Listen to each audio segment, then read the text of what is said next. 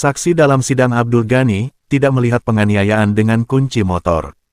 Belopa, Pengadilan Negeri Belopa menggelar sidang pemeriksaan saksi dalam kasus dugaan penganiayaan dengan terdakwa Abdul Ghani pada Rabu, tanggal 12 Februari tahun 2025. Sidang ini menghadirkan 3 saksi dari pihak pelapor, Nasri, serta 3 saksi dari pihak terdakwa. Abdul Ghani hadir di persidangan didampingi penasihat hukumnya, Irsyad Jafar. Kronologi versi pelapor. Dalam sidang, Nasri selaku pelapor menjelaskan kronologi perkelahian dengan terdakwa Abdul Ghani. Ia menyebut bahwa insiden berawal ketika dirinya bertemu dengan Ghani saat mengantar anaknya ke sekolah.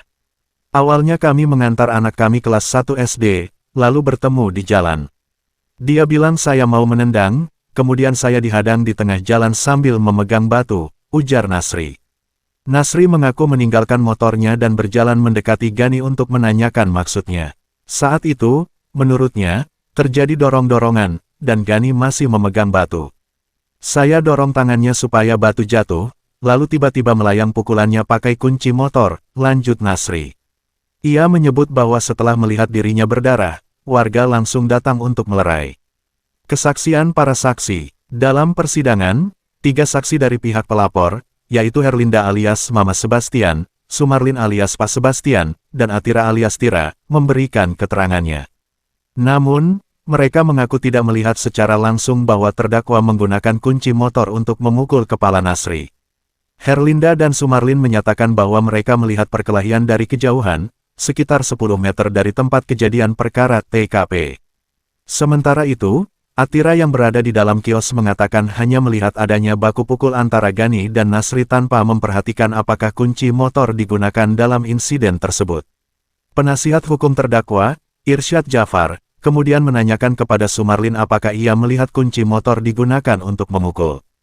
Tidak Pak, sudah selesai perkelahian masih dia Ghani pegang kunci, jawab Sumarlin.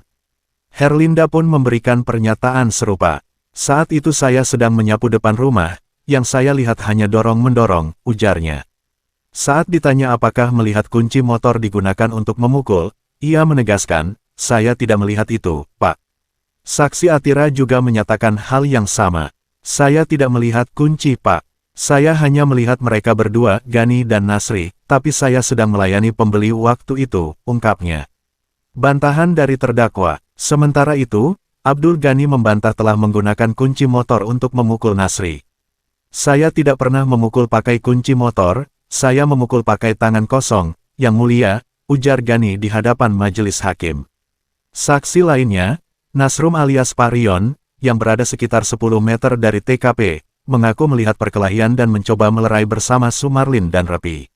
Saya lihat Pak Nasri ada darah di dahinya, ujar Nasrum.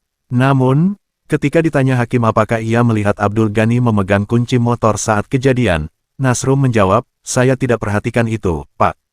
Penasihat hukum, ini baku pukul, bukan penganiayaan. Menanggapi keterangan para saksi, penasihat hukum terdakwa, Irsyad Jafar, menilai bahwa kejadian tersebut lebih tepat disebut sebagai perkelahian, bukan penganiayaan sebagaimana yang didakwakan oleh jaksa.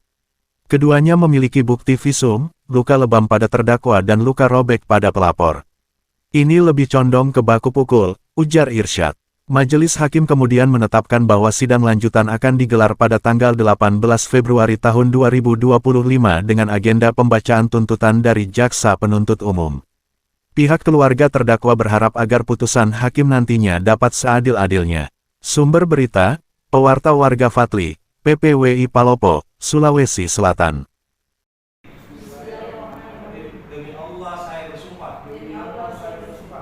Ya Allah, panjangkanlah umur bagi semua orang yang melihat video ini. Sembuhkanlah penyakit orang yang subscribe dan angkatlah penyakitnya.